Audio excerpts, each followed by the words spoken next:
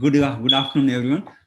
Live from Silicon Valley, California. This is Spiritual Fitness with your host, Vaisheshika Prabhu, a veteran Bhakti yogi, former monk, and author, and myself, JM. Spiritual Fitness is a program dedicated to exploring the timeless texts and practices of Bhakti Yoga that lead to spiritual perfection. We have more than 10 people on Zoom and close to 50 on Facebook. Good afternoon, Vaisheshika Prabhu. Welcome. I think you are on mute. We are just taking turns. That's my trademark. Thank you very much, Jai Madhava. It's so good to see you. And great to be back with all of you today for a discussion that will bring us to a higher level of determination and perspective and practice, which is a very exciting prospect. Were you going to say something, Jai Madhava? No. Okay. So I first offer my respects to my spiritual teacher, Srila Prabhupada, and to all of you. Thank you very much for being on the path of improvement.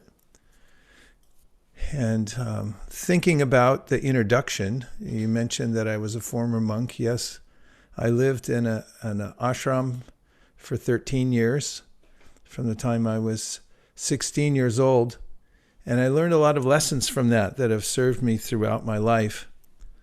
One of them is that I really don't need anything to be happy. And it's really true. I lived without anything.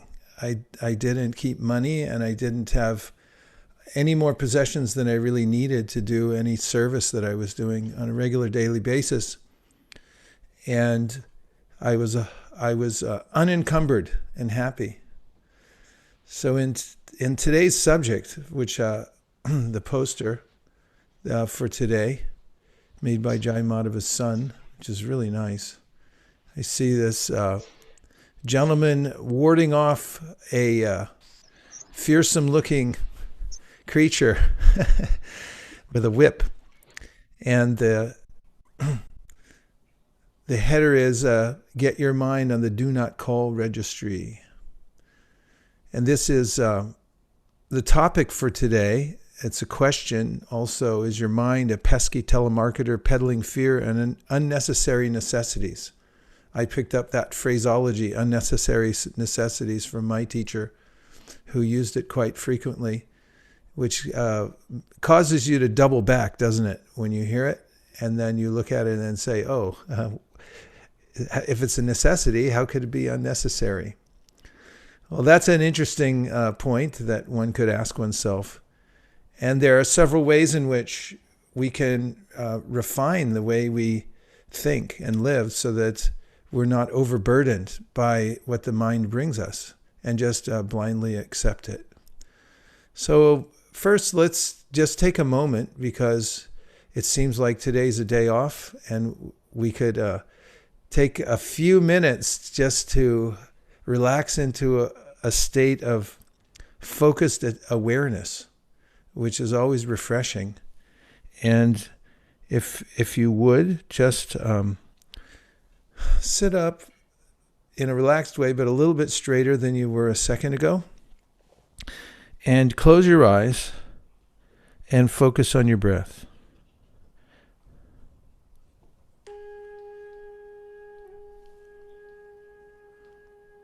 And breathe. Naturally, throughout the day, our breath gets restricted because we forget that it's even there, sustaining us at every second. However, we may choose at any moment to bring our awareness back to the life air that's sustaining our life. And if you notice your breath and bring your attention to your breath, and add the element of gratitude, which brings us into the present moment. When we have even one molecule of gratitude in our heart, the whole world looks beautiful. Minus that, no matter what I have around me, no matter what post I've been positioned in, I feel dissatisfied without gratitude. So why not, for a second, just have gratitude for your breath? The very fact that you can breathe, it's a miracle substance. It's oxygen, which is free. And all we have to do is inhale to enrich every cell in our bodies.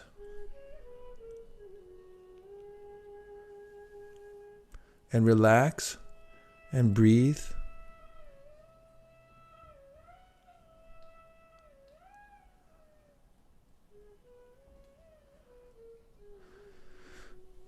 And now bring your awareness to your heart center, the center of consciousness and emotion.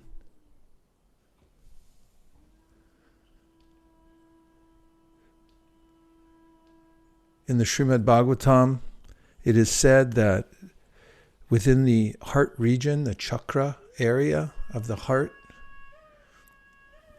there's a primordial vibration of Om, the seed mantra or syllable that synchronizes all the energies in the universe.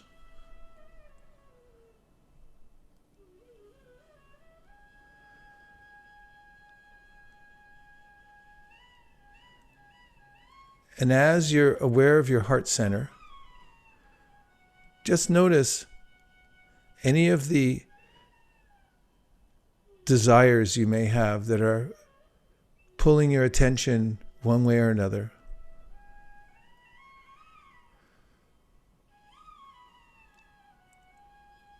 And imagine that it's like a telemarketer calling you. You're satisfied, but somebody wants you to buy something, and they're calling you. You have the choice to answer the phone or not.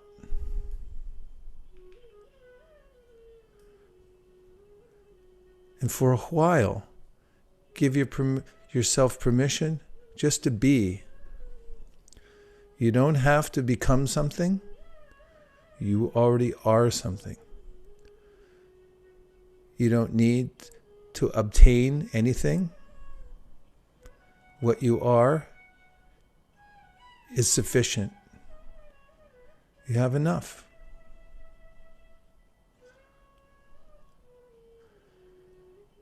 And see if you can be a witness to any of the mind's movements.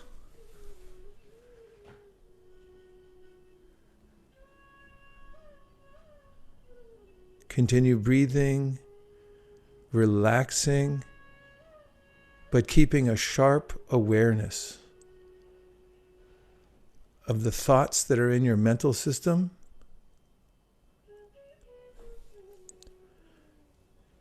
And take one step further and become aware that you are aware. You are a particle of pure awareness. The things around you are objects that you're seeing, including your thoughts. They're part of the world of lower energy. And you, on the other hand, are part of the world of higher energy. And you are different from your thoughts. You are different from the world. You are non-neural, non-chemical, non-mechanical, and non-temporal, unlike your body and mind, and unlike all the objects in this world.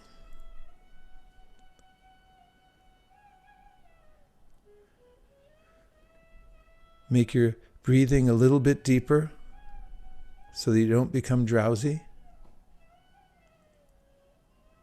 Keep your awareness sharp, but stay relaxed.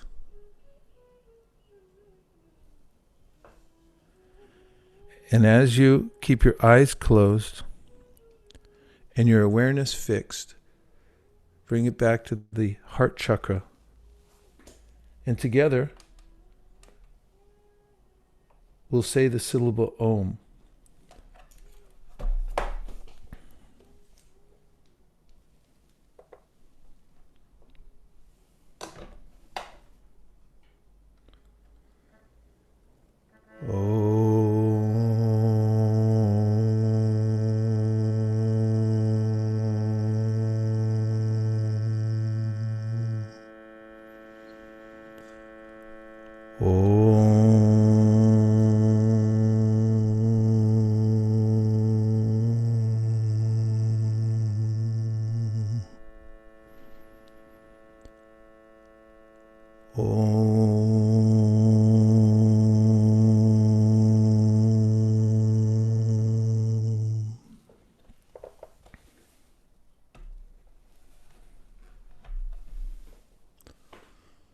And now that we've taken a short vacation from our thoughts and all the obligations we thought we had, let's bring our attention back to the breath. You can rub your hands together, get some external sensation, and then slowly open your eyes and come back into the Zoom room. And this exercise is something that is available to humans. We don't see a lot of golden retrievers doing it.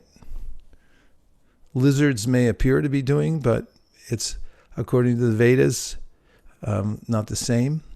Human beings have a particular facility to become aware that they're aware and objectify desires. And as I began living as a monk, I realized that I could be completely happy without anything. I didn't need anything to be happy except for a little service, a place to lie down at night, and some very nice things to eat. And those are very simple demands, but the more we increase the demands of the senses, the more we have to work, the more we have to maintain. And there is a plateau always. When I come to that plateau, it doesn't mean because I got more that now I'm happier. It just becomes the new normal. And therefore, in the Bhagavad Gita, Krishna mentions that a person who's fixed in conscious is very aware of this. That person is able to distinguish the actual self from the desires and see what is an unnecessary necessity. It doesn't mean to give up all things. And it doesn't mean that we give up desires altogether because it's an inherent part of the self, but it means to keep those things in perspective that we have so that we're not over-collecting just for the sake of getting more things to make us feel whole. And we're using them for a higher cause, which is a good way to decide what to keep and what not to keep. So now let's just, before I go into the 3 points I want to make, 3 bhakti yoga practices that lead to a peaceful and productive mindset. Let's take a few reflections from anybody. How's everybody doing out there these days? And just so you know, we don't mind if you turn on your camera. It's okay. If you can tolerate my backdrop, I can tolerate yours. How are you all feeling? And or if you want to comment on what you felt in the meditation this morning. You start, JM, because I know that you'll jump right in.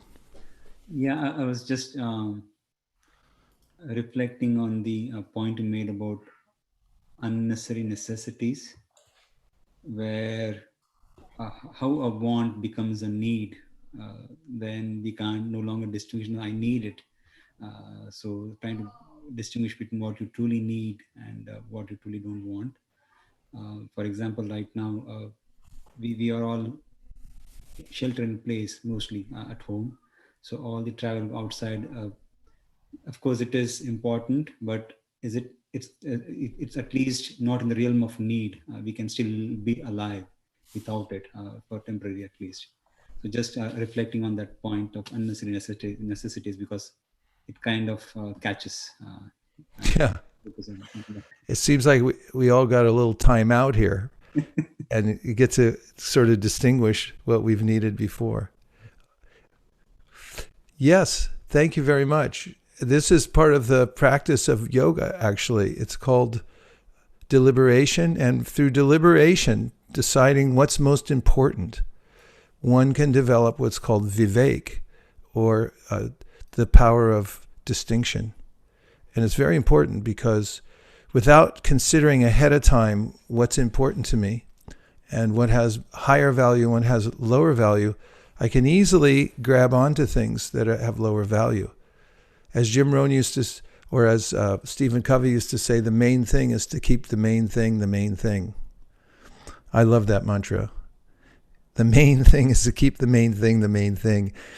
And Jim Rohn used to say, don't major in minor things. Don't major in minor things. Oh, what are you studying? I'm studying anxiety and petty. I'm studying how to hold grudges and so forth. There's all kinds of petty things, but there's a way that we can preemptively decide what's most important to me, and that includes what our inner desires are. We can distinguish. We can take a look at those and say, which ones are actually just a pesky telemarketer calling me and I don't need to buy it? And which ones are actually truly important to me? Who else? Anybody else would like to comment? Anything's going on in your life? Yes. Yes. Radha Kripa, yes. Yes, but when I was going through this meditation in the beginning, I felt as if for some time, as we are entangled in our daily activities, the moment you focus and de-link yourselves, you're pretty much not relaxed. It's very lightening feeling where you're light. You're always, otherwise you're carrying so much on your head. I need to do this, I need to do that, this person is waiting. But then as you were guiding us through the meditation, I felt I'm here, but I'm not here. Oh, it's such a lighter feeling in the mind. And I felt like a completely relaxed. So just thought to share. That's a very important point you made, and it's real. According to the Yoga Sutras, the Bhagavad Gita, and other books that talk about the psychology of yoga, there's a way in which our chitta, or our consciousness, has a collection point. And we take in the imagery from the outside world through our senses. And it gets recorded there within the very subtle stuff of our mind. In fact, the chitta is described as the aggregate of the manas, or the mind, and the buddhi, or the intelligence, and the ahankar, or ego. So these are three distinctive, subtle aspects of our psychology. And they're physical. They're very subtle, but they are physical nonetheless.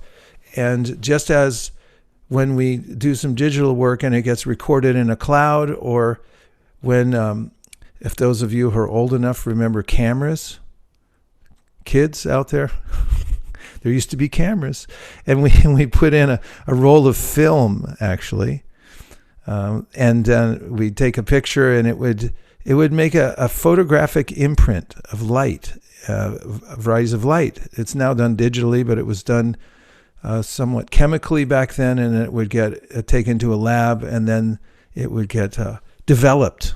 Those developers have really gone out of business. But the mind is described like that. It's a surface upon which all the images are taken and they're recorded. And so there's a way in which after many days, there are many images. After many weeks, more. After years, more. After lifetimes. Because we keep with us, as we move from one gross physical body to the next, our subtle body. It travels with us being the non-neural, non-chemical, non-temporal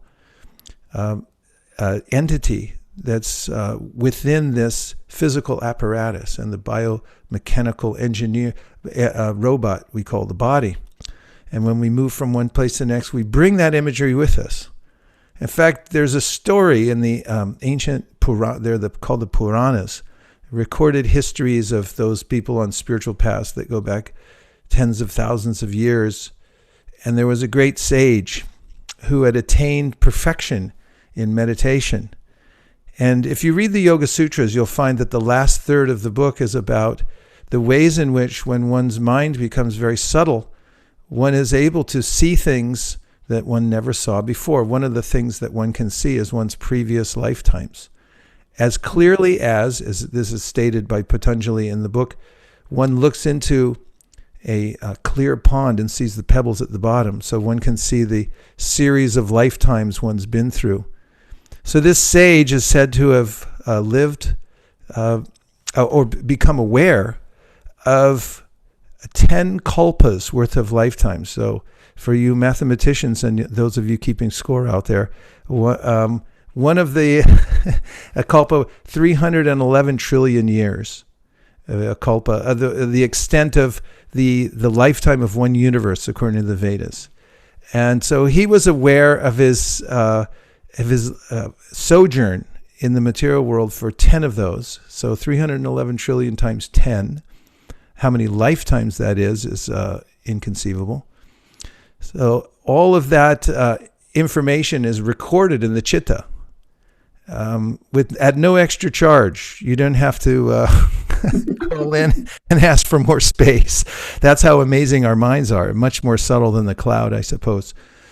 And there's so then there was another yogi who approached him and knew of his power, yogic power, to be able to see his many, many lifetimes. So he asked him, so in which lifetime do you remember that you had happiness?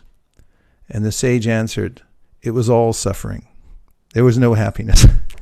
He said, but you've been to all regions of the universe, the higher planets where there's supposedly a celestial lifestyle, and lower planets. He said, all misery, all unhappiness. Because he said, the happiness that one gets through the mind, the best that it gets is what's called Sattva, which is a very clear and lucid modality, but it's still fettered by the material energy. And then the lower forms of happiness, which are called Rajas and Tamas, are absolute suffering. Rajas seems like any time now I'm going to get some happiness, but it never comes. And Tamas means you're right in the mire of suffering. And so he was emphasizing, was this powerful yogi, that happiness has nothing to do with our connection to the material world.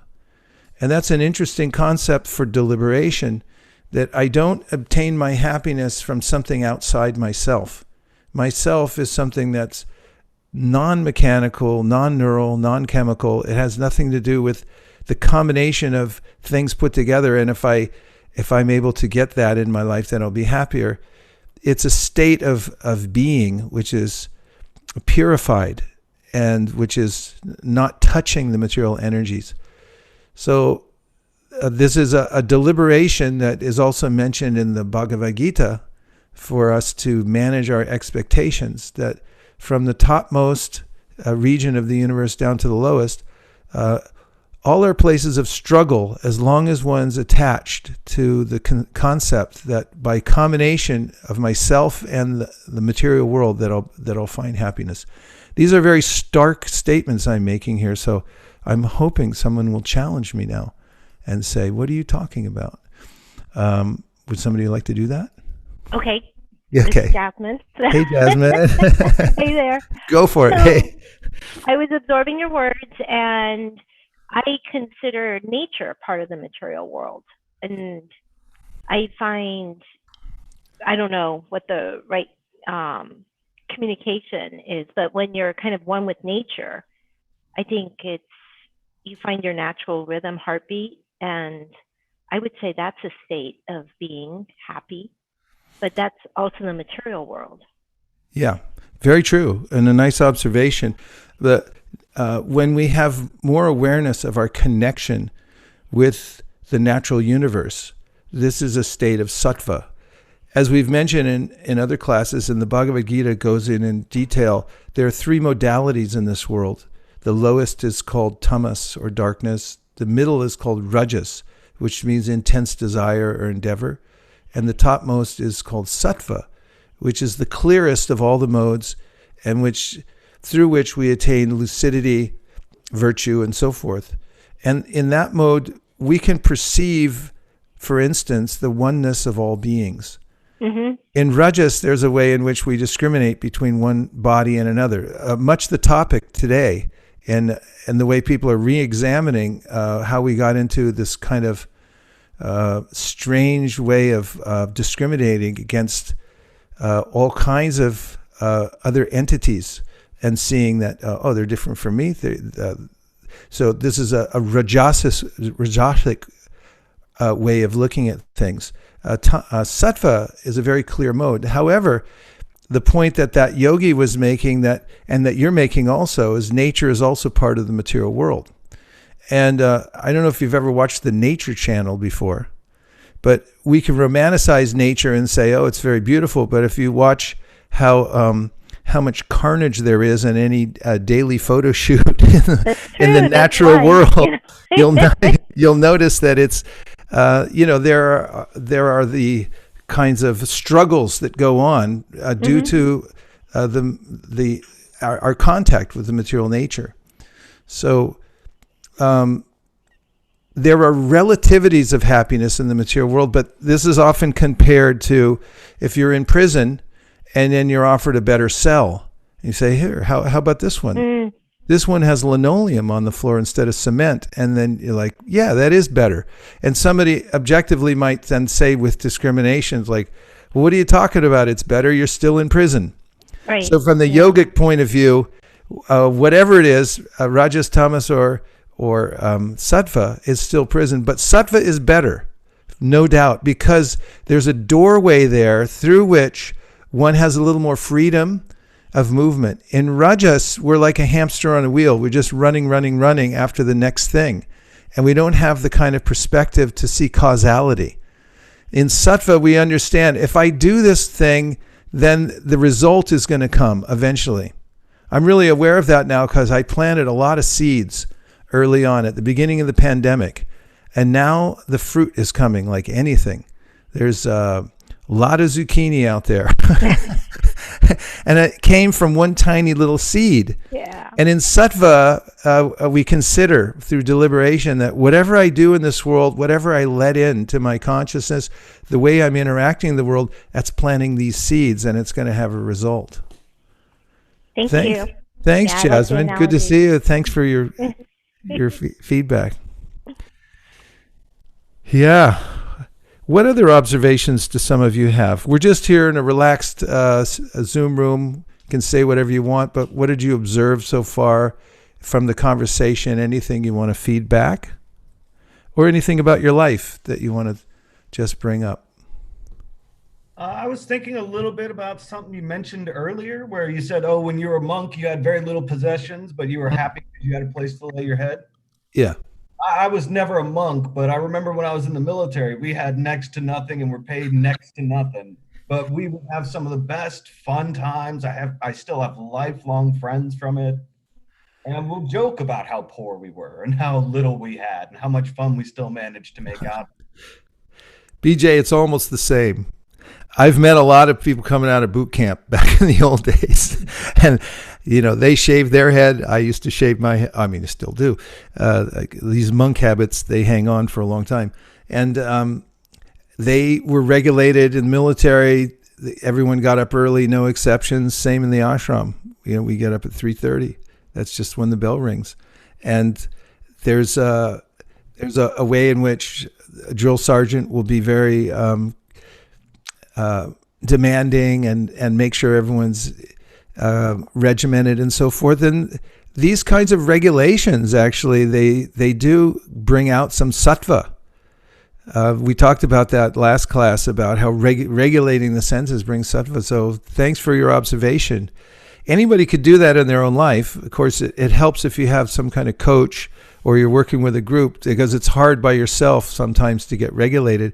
But that does bring out that natural sense of sattva. And if you see somebody who's self-satisfied, they don't need anything, the smile that you see on their face is radiant, and it's coming from the heart because they're satisfied. I always like to say that the richest person in the world is the person who needs needs less things, needs fewer things, that is, and that the less encumbrances we have there, the more we shine forth in our natural happiness.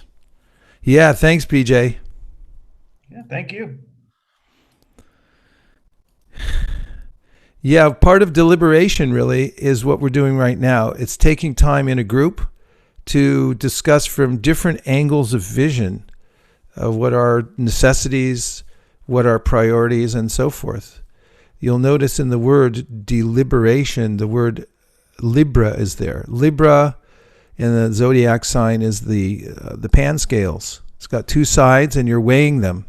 So deliberation means that you're weighing out the different options, and you're looking ahead of time to see what's going to come of what I'm doing now. And as I said in the beginning, that's the exciting aspect of being a human, is we get to decide as humans how to direct our lives, which way to go. Sadhana, we haven't heard from you. Let's hear what your observations are so far. Sure. Thank you so much for the nice lecture. I was actually just thinking that it is definitely nice not to have too much to be worried about, because the more you have, the more, you kind of have to dwell on those things and protect them, look after them, and all kinds. But it seems like when you're young, you can do that because you're single maybe, and, no home, no possession, no children. And I'm sort of going to the other end of the spectrum now, having gone through 3 children. So I just wondered what your direction guidance was for people living in a household situation where you're trying to minimize, but you've also got to coexist with the world at large, and they go to school, So absolutely, yeah. And thank you for filling out the spectrum now, because I have to now come back to the principle of this.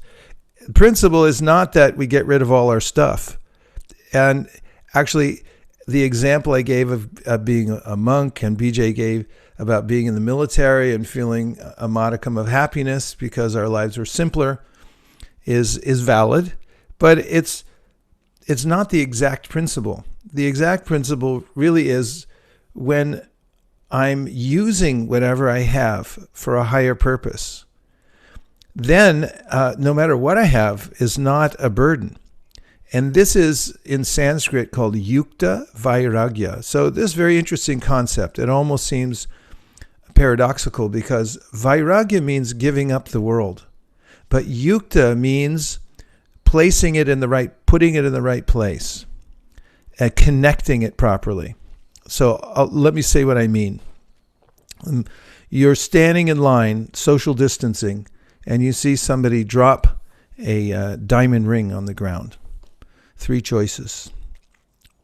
You could pick it up, put it in your pocket because they didn't see it. You could ignore it and just keep moving and not do anything about it.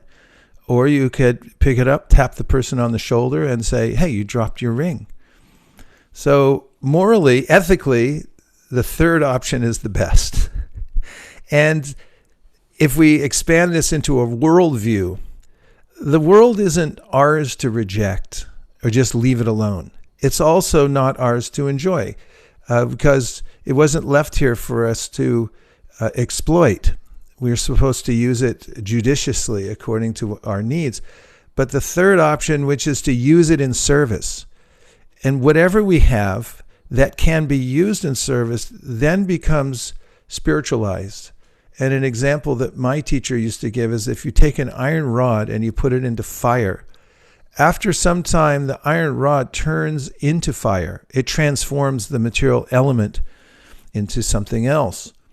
And similarly, whatever we have, whether it's a house or a car or money, if we're using it in service, then it transforms and it becomes no longer a burden. It no longer is something that is hanging around our neck, pulling us down, but actually we can even use more resources. Those who have the wherewithal to expand their service and to do good for others can use all kinds of resources and expand. Even as such a person lives in that environment, he or she is not affected by it. And this is actually the teaching of the Bhagavad Gita, because in the Gita, Krishna never tells Arjuna, his student, to give up his duty. He tells him, do your duty, but at the same time, use it for service, for a higher cause. That way it becomes transcendentalized. So whether one's in the beginning of life and is living as a monk, because as you point out, when you're young, you have the verve to experiment with such things, or whether you're in another position of life when the children have gone away from home and you need a modicum of protection and comfort around you, but whatever it is, if the mindset is you're using it for service, that environment becomes transcendentalized. Great. Thank you.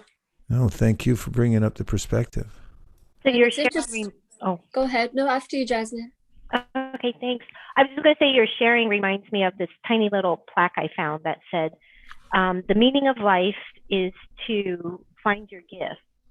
The purpose of life is to give it away. Nice. I love that. Yeah, in fact, my teacher used to say that the best way to control the mind is to think about how to do good for others. That was his topmost prescription for controlling the mind, because as he would point out from the ancient yogic scriptures, we have desires. We're not dead stones. We actually have emotions and so forth. But when we direct those for a higher purpose, then they become purified. And this idea that, finding your gift, what do we actually have to give others? What actually does good for others? That's a point of deliberation. And then once we're clear on that, how to do the greatest good for others, and we go about doing that, that's a happy occupation. When I'm working for myself, no matter how much I get, it's not enough. I mean, you notice that people get really big salaries and it starts to get into the realm of the ridiculous.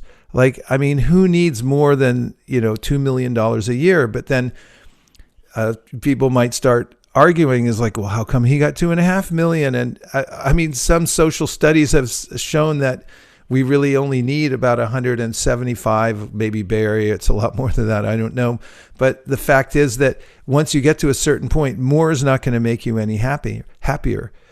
So the point is that if we're thinking about how to utilize our resources, what's our gift, how to give it to others, then there's a sense of satisfaction.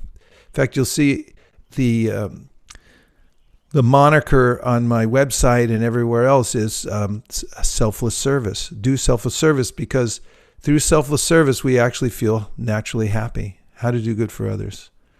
Thanks, Jasmine. That was great. We can take that one to the bank. The spiritual bank. Work. Okay. So the one of the points practices is focused awareness exercises.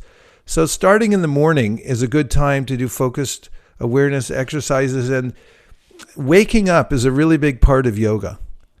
In fact, the whole metaphor for the yoga practice is awakening. It means the spiritual path is like awakening from a dream. And once we awaken from the dream, we see a different reality altogether. Now, these teachings go further to say, even in our waking state right now, we're actually dreaming. We're considering ourselves American or Canadian or African or Indian. And this is a kind of dream, because actually we have nothing to do with the temporary body we have. As I described it before, the body I'm sitting in right now that you see before me is, before you, is a biomechanical robot. I can move it this way and that. This is a mechanical exercise, which is highly tuned with the mind, but it's this that you're seeing here. Can you see that? Yes. It's mostly water. I'm not water. I'm also not the other chemicals that are here within my hand right now. It's not me. I'm the consciousness, the source of the consciousness that's pervading the body. So more or less I'm driving the body just as I drive a car. And so coming to this clear understanding that I'm not the physical body, and practicing each day upon awakening that I'm not the material body, but what am I? I'm a non-material particle, the consciousness that's within the body. And where I point my awareness, my conscious awareness, will determine the direction that I go in life. And that's the part that I call deliberation. So one of the practices that you can do upon awakening is to start with a mantra. We will teach a couple mantras at the end here, but there's also affirmations as well.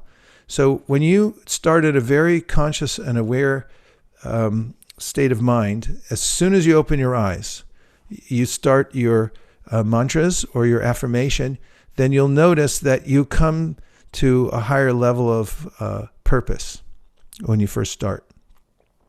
Then also it helps. There are wisdom literatures that you can read very early in the morning before you start, and a little bit of that will inform your intelligence and get it set for the day. So these daily deliberations and spiritual practices, along with some mantra meditation early in the morning, if you can develop this discipline, start you off in a way that will last throughout the day. And this is why yogis start early in the morning before anything else is going on. JM, why don't you just show a quick review of the 21-day fitness challenge? It gives a little bit of an idea about some of these practices. Sure. Wait, let's just take a vote. You see down at the bottom of your screen, for those of you who are not familiar with Zoom, I doubt there's anybody on here who's not familiar with Zoom by now. But there's a little thing that says reactions, and you see this, you can just put thumbs up. So if you want to see the spiritual fitness challenge, thank you, Kristen. Thank you, Blake. Thank you, Aditya, Raj. Just put up a thumbs up and we'll show it. We need 2 more for a quorum. We almost got a quorum. Okay, you put us over the top, Arup. Thank you very much. All right, JM, show us, because this will give a little context to what we're talking about here. Sure. Let me share my screen and let me know if you can see it.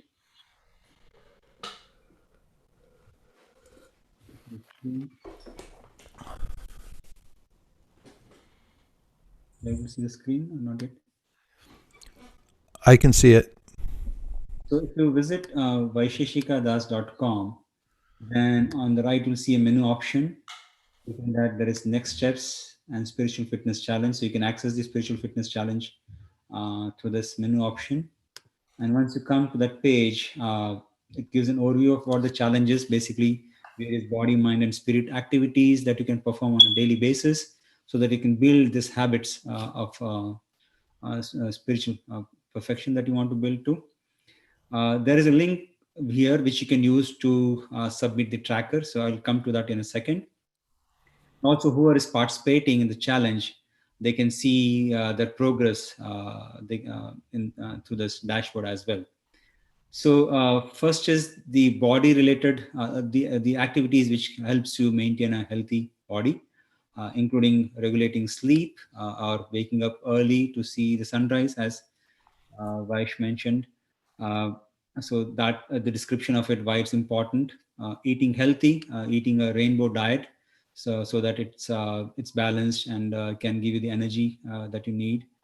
And walking daily, another important activity, so that you maintain a fit body. So these are the activities which are related to body that you can perform on a daily basis. Anything you want to add on the body side? There's a sattvic lifestyle. In other words, it affects our consciousness the way that we keep our body. So these are very preliminary and very easy to perform activities. But the point is, when you start doing it, it'll snowball and you'll get into more things that are good for keeping your robot in a nice state. Thanks. Next is the mind-related activities, activities you can perform to start regulating your mind. Beginning with wake up to an affirmation, as Vaish mentioned. What I do every day is one of the things I'm practicing is to focus on stay in present. Like that's one affirmation I'm practicing. Like I say it right when I wake up, and whenever I try to do my chanting or meditation, that affirmation comes back. It's like I put it in a bank and it comes right back when I need it, kind of. That no chanting. So see if you can focus on what you're chanting, because it helps. So waking up to an affirmation is an important activity you can add to your daily life. Start the day with a map. So if you can actually list out, these are things I plan to do. In particular, if you want to do some spiritual activities, you can front load it like early in the morning, whether it's your chanting or reading or anything like that. So you can build your spiritual fortitude for the rest of the day. That also helps. And manage screen time. As Vaish mentioned, like you can always go to screen, not a problem, but know what you want to get out of it, because that helps you. As soon as you finish the activity, you can then at least get out and focus on other things. So those are some of the screen activities that you can perform. Anything you want to add to that? No. Okay. Lastly is the activities related to spirit. So of course, doing meditation, in particular mantra meditation on a daily basis, helps a lot, because it really regulates your spirit, your mind. And the Maha Mantra or Hare Krishna Maha Mantra, as we call it, is described here. There is also a 3-part video. If you can go to the Facebook and you can see, that introduces what the Maha Mantra is, what is the benefit of it, and what is the process to chant Maha Mantra that you can follow on a daily basis. Perform one act of selfless service. As Vash mentioned, this is one way to actually, at least for me, this is the only way I know to be truly happy. Whenever I have performed service for others, I've never felt any time that actually felt morose after that. I've always felt happy. So this is something you would like to add to your daily activities. And keeping a gratitude journal. You can be happy only when you know you have enough. So what you have is enough, is what is revealed by me practicing gratitude on a daily basis. So those are the activities which are related to spiritual upliftment that you can do on a daily basis. Anything you want to add to the spirit related activities? Yeah, just I notice every time that we show this on any of our programs, that when it comes to the selfless service, you get really animated. Because that's something that you really, live on, is that selfless service. You put yourself out, and it makes a difference in your life, and I notice it in your presentation. Thanks. I didn't catch, but you're right. Right, because it kind of shows that, whatever's in somebody's heart, it always comes out through the vibration that they, in the teachings. And if you have some realization of something, then it makes it more potent. That's true. So now, these are the activities. You can join us in the Spiritual Fitness Challenge. There is the online submission here, which you can go submit progress online, this button. For the month of July, the open. When you click on the button, you would see the tracker which you can use. You can enter your email so that on a daily basis you can submit your answers or your progress. And then if you would like to inspire others, you can say, yeah, I want to share my daily progress with others so that they can be inspired and they can in turn can inspire me. Or if you don't want, you're just starting, you want to maybe wait and watch, you can say, no, I don't want to share for now. I want to participate anonymously. I can maybe share in future. So you can choose either of those. I want to share what my progress is. And then for each of the activity on a daily basis, when you complete them, you can mark them off that these are the activities I've completed for the day. And there is you can see there is 1 point each for activities related to body, point each for activities related to mind. And for spirit, mantra meditation carries the highest weight because that actually in turn helps all the other activities as well. So you skipped screen time. You better put that one in there. That might have been subliminal also. Screen time, it always comes to me because my primary activity is using screen. So I don't know. I need to differentiate between the service-related activities which are tied to screen and non-service-related activities, maybe to manage screen time, and gratitude journal as well. So, like if you want to say today what is the activity that you did that you're thankful for, you can note it here, and then you can choose whether you want to share your gratitude journal with others. So that if you are thankful for things like I'm thankful for seeing the sun today morning. Like today morning, I woke up and I had almost half an hour walk outside chanting in front of sun. So that you can put anything that you want to put in.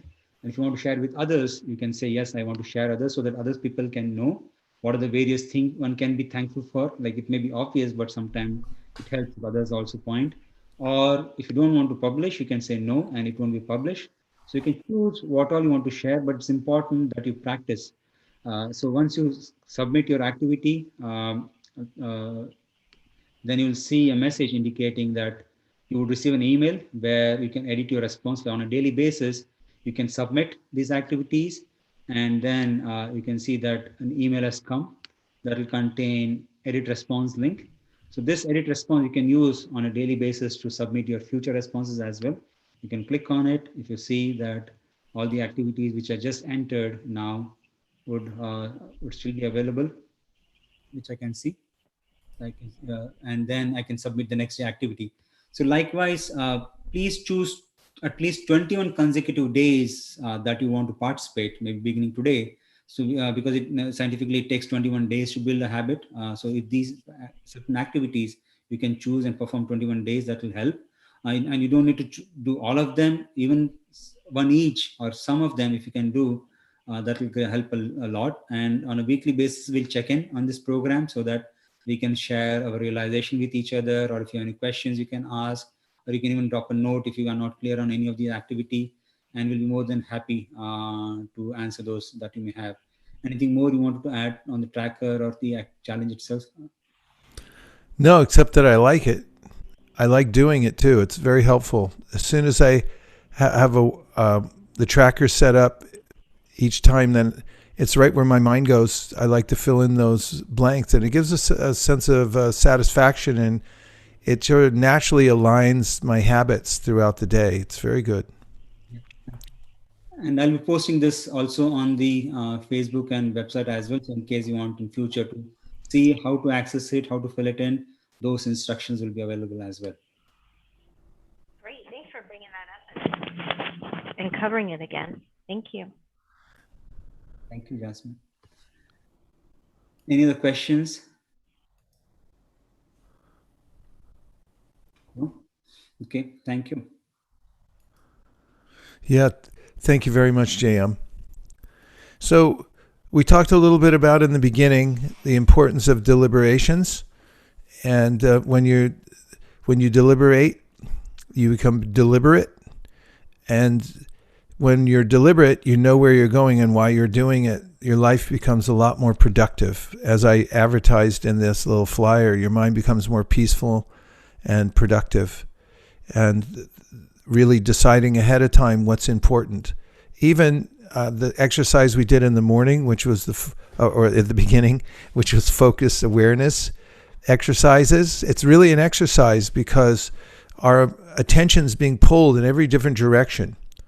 And when we decide ourselves which way we want to point our attention, we'll start to notice progress in our life, because where attention goes, energy flows.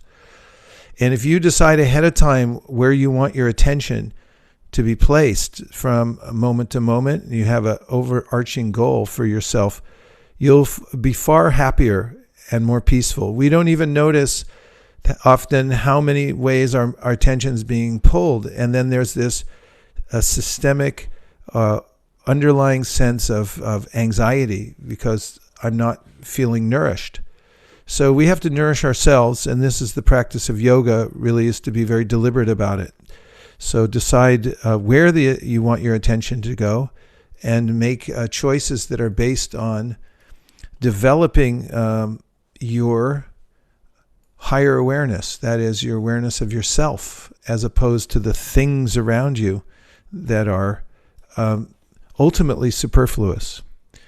And then finally, an attitude upgrade. It's one of the other aspects of our life that we can adjust at any time. We can really decide this, how to upgrade our attitude. So our attitude really reflects our worldview. And if we decide on an upgrade, there are several to choose from, but I'm just going to leave you with one today that can be very helpful. Does that sound fair? One attitude upgrade? I'm putting my thumbs up here.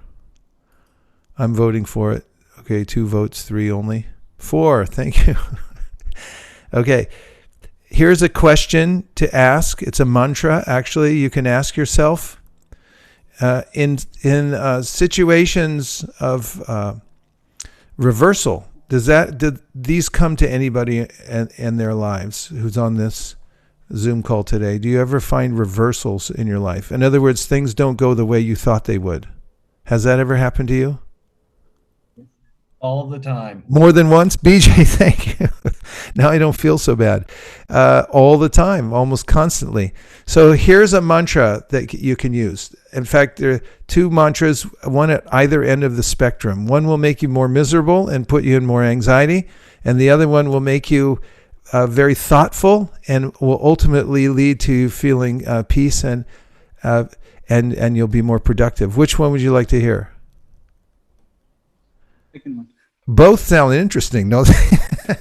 Okay, so when you face a reversal, the one that will cause you more misery and anxiety is to ask, why me? Why is this happening to me? Because you'll never really know the answer, and you'll move into what's called victimhood, and victims have a real rough time in life. The other question that will lead you to a productive mind and to happiness is to say, what's the lesson? What's the lesson? Could everyone please say that once, please? What's the lesson? And if you get in the habit of asking that, as soon as you get hit with something and you feel that disappointment, frustration, whatever emotion, it starts to move through your chest and your head and your mind, and you're about to scream and say, why me? Change your mantra and say, what's the lesson?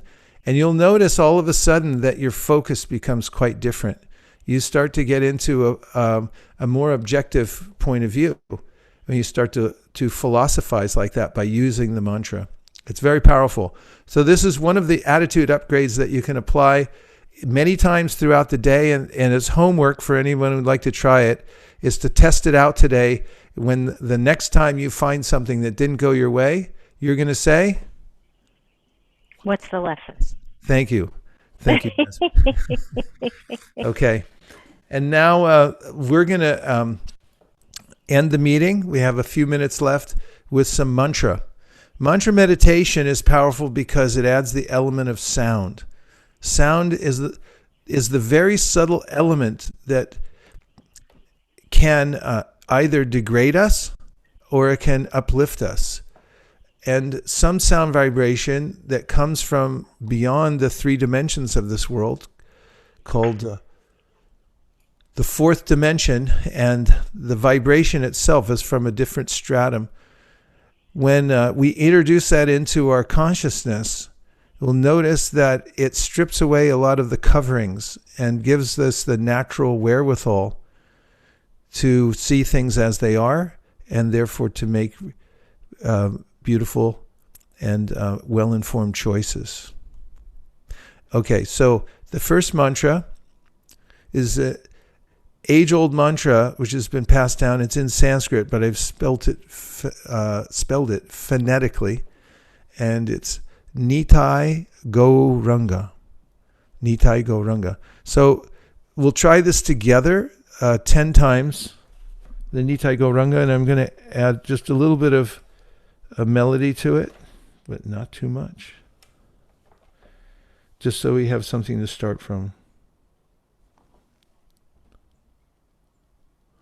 So we'll say in unison.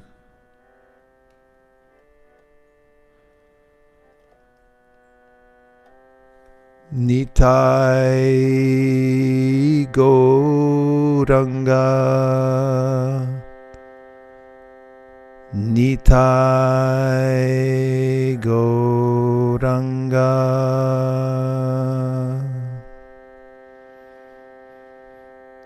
Nitai Gauranga.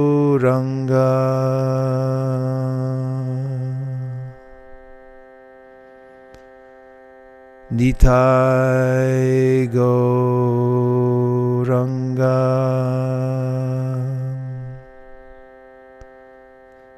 Nitai Gauranga,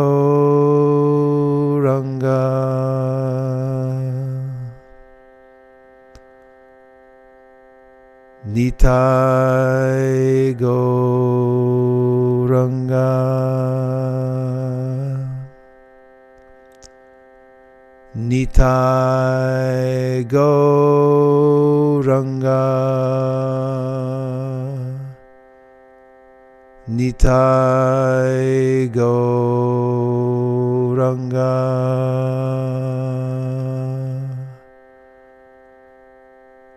Nitai Gauranga,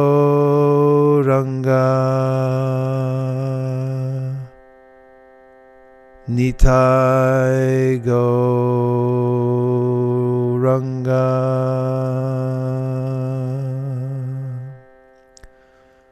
So this mantra you can do for your mantra meditation. I recommend it as an opening mantra that leads into the next mantra, which is called the Maha Mantra, which has been passed down over many, many generations. It's listed in the Upanishads, some of the oldest literatures in the world. And this cleanses the mirror of the heart. By repeating this mantra, one becomes entranced, actually, in a higher vibration. And meanwhile, the mantra has a very purifying effect. So we'll try this mantra 3 times. Hare Krishna, Krishna Krishna, Hare Hare, Hare Rama, Rama Rama, Hare Hare, Hare Krishna, Krishna Krishna Krishna, Hare Hare, Hare Rama, Rama Rama, Hare Hare, Hare Krishna, Krishna Krishna Krishna, Hare Hare, Hare Rama, Rama Rama, Hare Hare. So in the practice of bhakti yoga, if you start the day, or at any time you like, but early in the morning is very beneficial with a mantra meditation. I recommend these 2 mantras, one after the other. You'll notice that there's an energy that is added to your life that is rather inexplicable. They'll give you the wherewithal to make better decisions, and you'll feel that your consciousness is clearing, and you'll feel more happy. So now, before we go, if anybody just wants to make any last observations or just say hello before we sign off, then we'd love to see you or hear from you. Thank you. Thank you, Sharat. Thank you, Guruji. Kristen, thank you for being there. She wrote in, thank you. This was wonderful. I'm so happy you were there.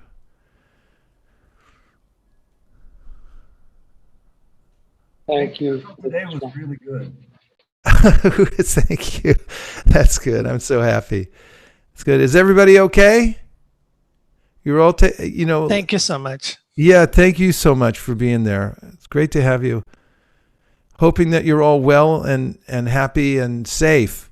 And we look forward to seeing you again next week. Thank you very, very much. Thank you. Thank you. And remember, where attention goes, energy flows, and we'll see you if you decide to join on the 21-day fitness challenge. I just signed on yesterday for the new challenge, and I look forward to seeing you all there. It's a lot of fun. Thank you very much. And thanks, JM, for making it all possible. Thanks, everyone. Thank you. Thank you. Yeah. Thank you, Guruji. Thank you. Thank you.